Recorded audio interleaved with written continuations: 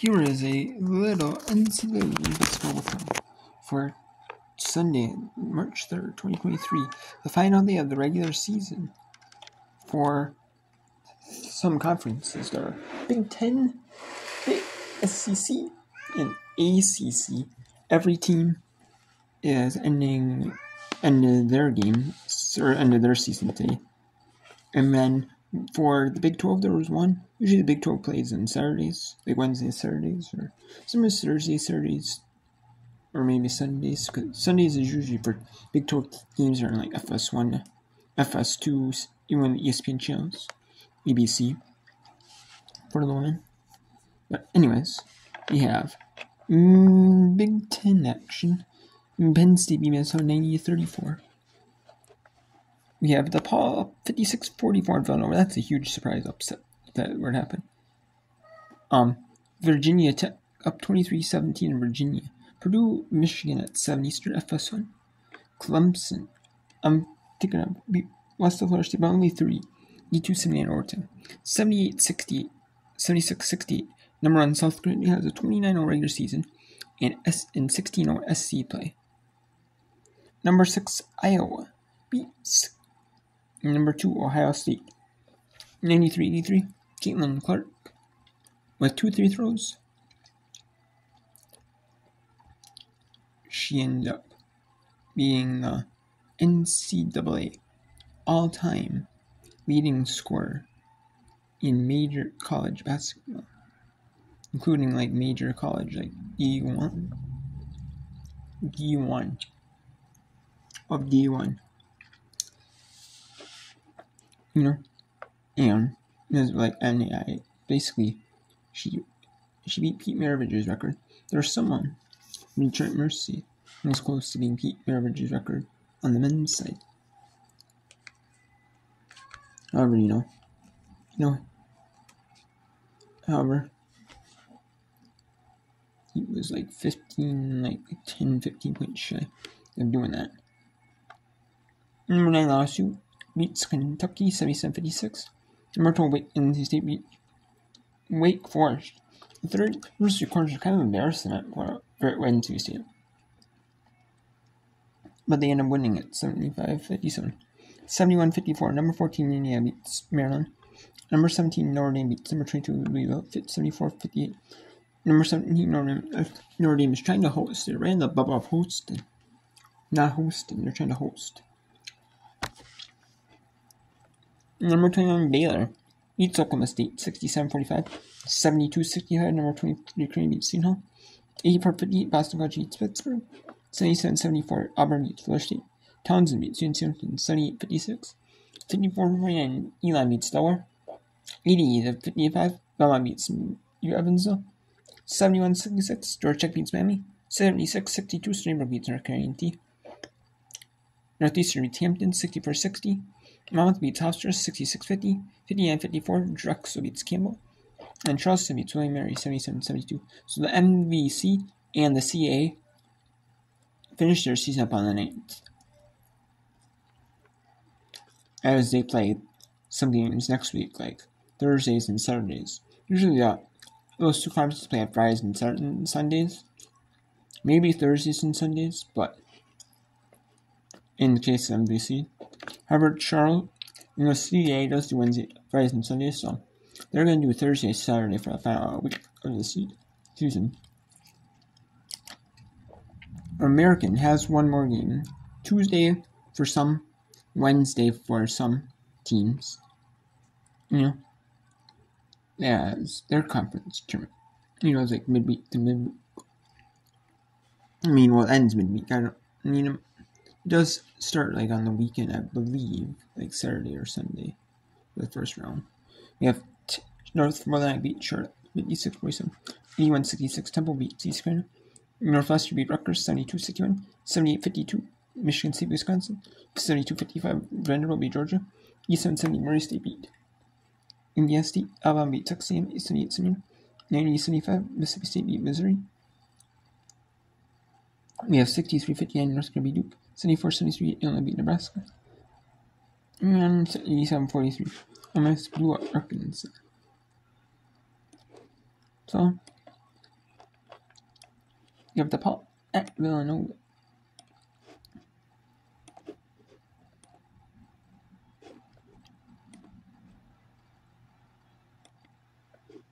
So let's go to the ACC, where Virginia and Virginia 25-24.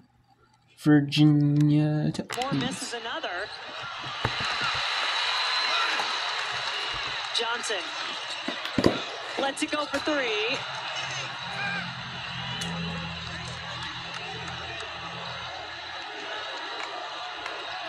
Neither team shooting the ball particularly well from three to start this game. Virginia Tech 3 for 12, Virginia 2 for 8. Good help, and it came quickly from Clarkson. I feel like a lot of the threes in this game are a little bit rushed today, particularly by the non-great three-point shooters. So this is Johnson just waiting patiently, finds Clarkson down inside. Great layup, get a little bit of momentum back for the Cavaliers.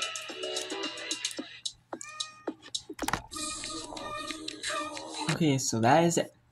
Now let's go to the DePaul at Villanova on FS1. 5 seed to play UConn that has the first round bye, but got to turn things around here first. It just doesn't seem like they've got into the offensive flow and rhythm that they need to get into, and they haven't been able to get stops consistently. A credit to the Blue Demons. Oh, never mind, Lucy. I'll shut up. Sorry, you're right. Olsen to Jones, easy money. Well, that's what they needed, Greg. That's what I was trying to say. I think they heard you. I think they got needed a some sense where you were defense going. and easy offense. Yeah. Exactly. They give a knowing look over here. That's what Ice had in mind as we see a foul on the other end.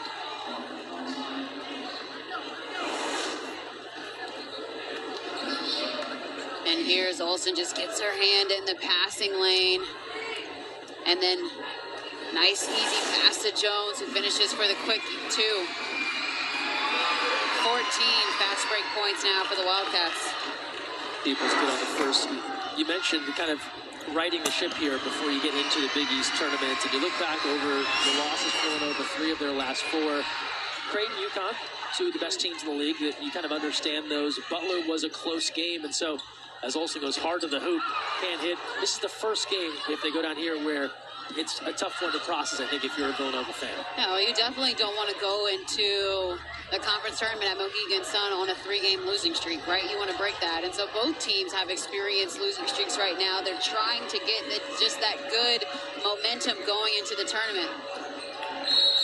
That'll be last touch off of Clark. Good pressure there from Maddie Weber.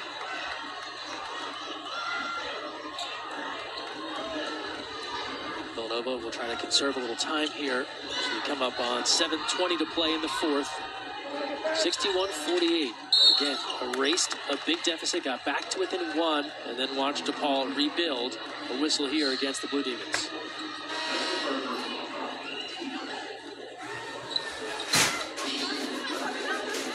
Blue Demons already with 3. Sorry, just their first foul of the quarter. I was going to say, because they have not done a great job of defending without fouling this game. That's something to be aware of for them in this fourth quarter. Just force contested jump shots or contested layups. There's no need to continue to put Villanova on the free throw line. That was the 3rd foul against Peoples, however. So 3 on Peoples, 3 on Gilbert. Dowsey back in and making it count. It would be a perfect time for Christina Dulce to start to score the basketball. Just her first bucket of the evening. Only 12 minutes of work with that foul trouble.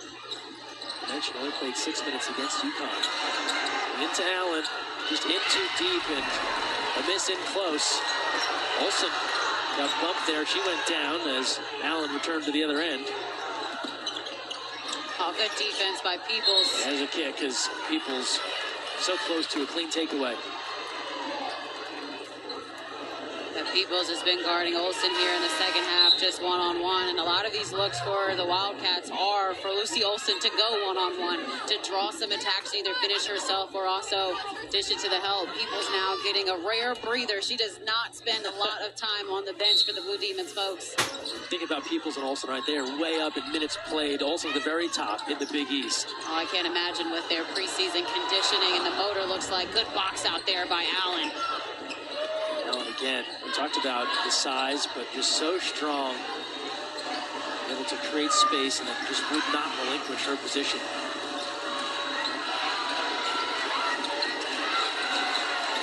Wildcats in need of some stops here if they're going to try and turn this around one more time.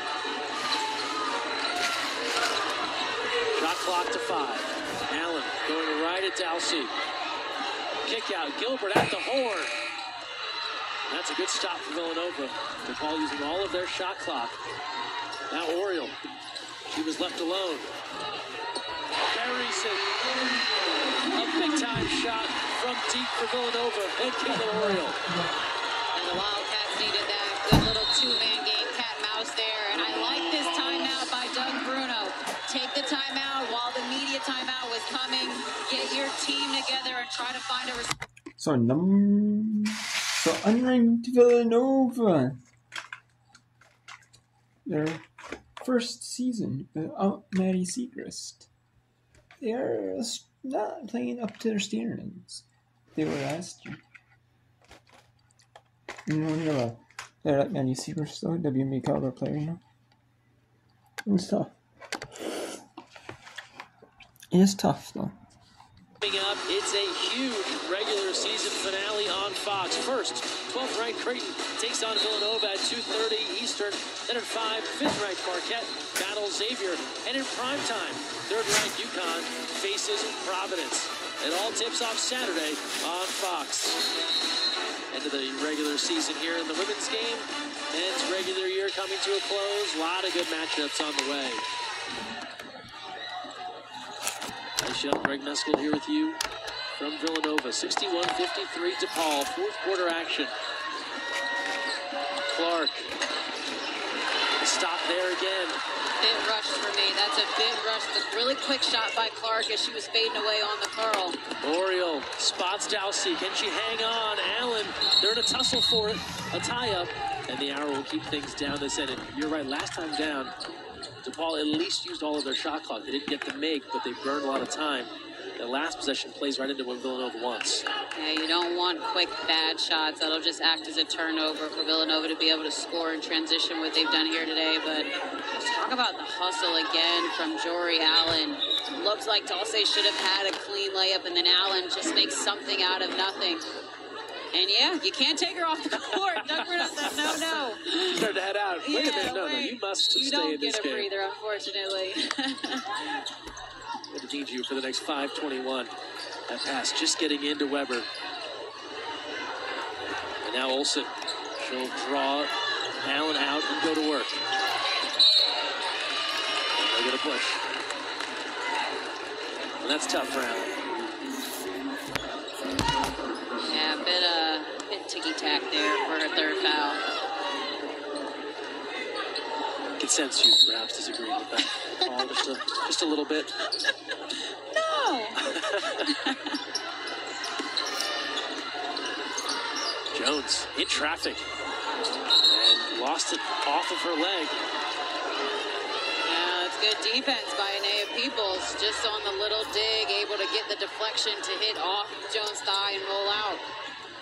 A ton of things that Jory Allen and Anaya Peoples do that do not stow up on the stat sheets for DePaul.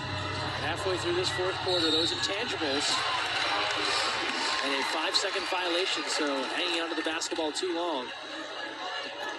Allen was looking for Peoples, and great defense there, just face guarding her now. The Wildcats are not allowing Leah Peoples to get the basketball. Turnovers for DePaul, one of the areas they would not want to be leading in that they are. 16-11 right now. Jory Allen, double-double, 14 points, 11 boards. Olsen and Allen again had a hand on that one. Still loose. Teammates going for it. And it looks like we'll get a timeout called by Villanova. Although you can see Denise Dillon look at the official and said, who said timeout? As Dowsey had that basketball for a moment. Jones, they were kind of going for it together. I think Villanova was surprised that they got a timeout called. I kind of wonder if anyone actually did call timeout, just kind of thought that was the call. Yeah, I'm not sure. I'm not sure if Christina Dulce signaled it or if as she was headed towards the ball, but Denise Dillon is looking like she didn't call a timeout. I understand why. There's 4.5 minutes left, and Villanova without timeouts. Let's keep an eye on Dowsey here and see what happens as she goes to the floor. Looks like she did make a quick team motion there, right? It could have been, yeah. It could have been misconstrued as that, for sure. For sure. And so that's critical, as that's Villanova's final timeout. Yeah, now if you're Doug Bruno, you're thinking about in advance. You're thinking, you know, hey, do we need to call timeouts down the stretch? Do we need to give Villanova time to get their team together? Can we make sure that we're collected to be able to withstand any run that they may make? And the officials over at the scores table, and they may be taking a look at the monitor here. Although the timeout's been granted, so I'll be interested to see how this could play out. I'm not sure what would be, for a review. I mean, if she signaled for a timeout and the referee called a timeout, it's communication. Whether it's miscommunication or not, like something was communicated and called. It's an interesting quandary, right? Because if you review a timeout, you have to stop the game, and so everyone gets a timeout one way or another. Right.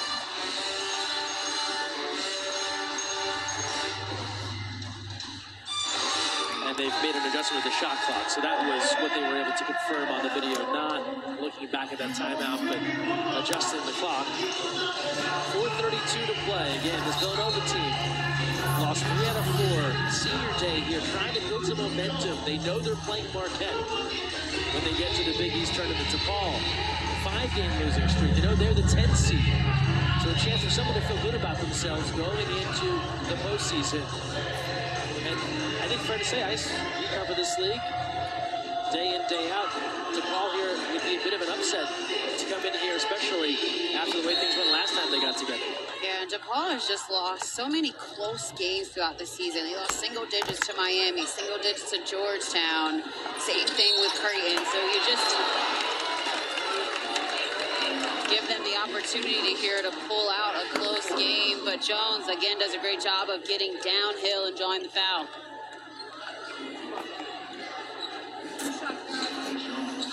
Jones doing the job here, stopping the clock, getting free throws.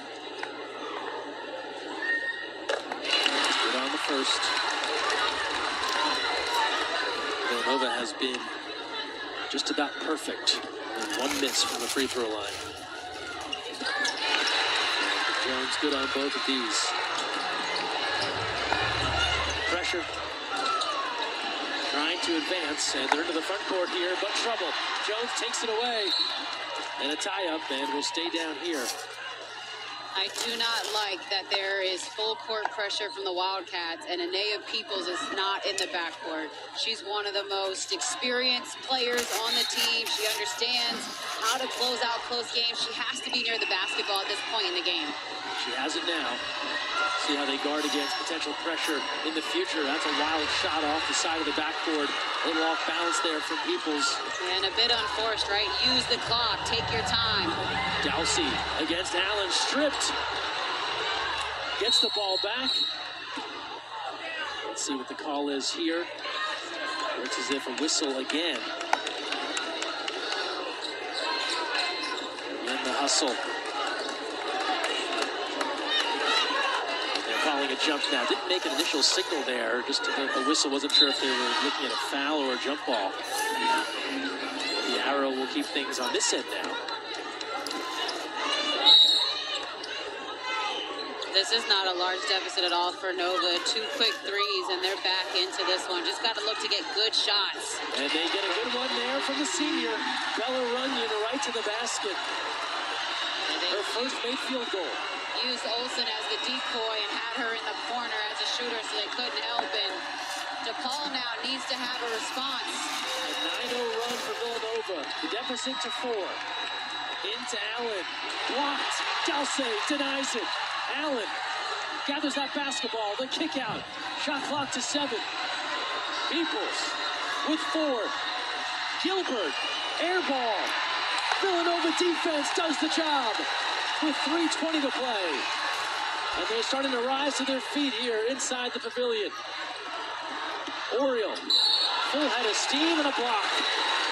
The foul will go against DePaul. Bella Runyon gets things going for the Wildcats. Easy rip through, nice finish inside, and then defensively here, Dulce gets the block on Allen.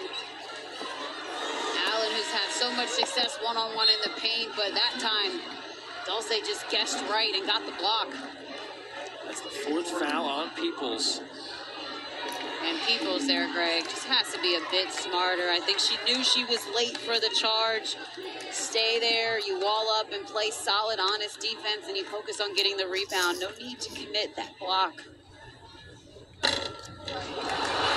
It's so good all day long from the free throw line. A miss there from Oriole. You'd assume you have to roll the dice with Peoples here with 4 fouls, right? With 14 left. Absolutely. Yeah, you think about matchups, you got to think that, you just hope that she's the veteran that she is, and she plays honest defense down the stretch. But here, if you're DePaul, I mean, you got to find a way to score the basketball. Pressure again. The lead down to 3. Here's an adventure in the backcourt. A double team arrives. They just get it across.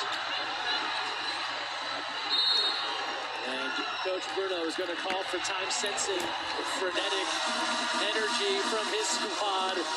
A little frazzled.